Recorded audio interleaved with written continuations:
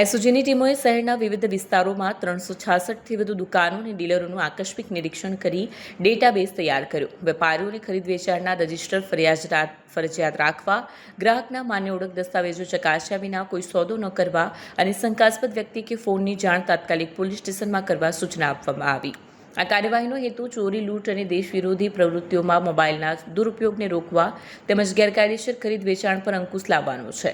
Surat SOG આ અભિયાન ભવિષ્યમાં પણ સતત ચાલુ રાખશે। એક ડ્રાઈવ ચાલી રહી છે જેમાં જૂના વાહન, જૂના મોબાઈલ અને જે સ્ક્રેપ એટલે કે ભંગારના વેપારી હોય એના જે લે-વેચના જે રજિસ્ટર હોય એમાં વેચનાર હોય તેના નામ, નંબર, સરનામા અને એના આધાર કાર્ડ, પાન કાર્ડ તમામ વિગતો અને લેનાર તમામની અપડેટ રાખવા માટે સૂચના આપવામાં આવી છે। આની ચેકિંગ ચાલી રહ્યું છે અને ચોરીના મોબાઈલ અને ચોરીના વાહનો એ ધાડ, લૂંટ, મારામારી અને રાષ્ટ્ર વિરોધી કૃત્ય જેવા ગુનામાં વપરાતા હોય આ ડ્રાઈવ ચાલી રહી છે। ખૂબ મહત્ત્વની ડ્રાઈવ છે અને આમાં જો કોઈ પકડાશે તો કડકમાં કડક કાર્યવાહી કરવામાં આવશે।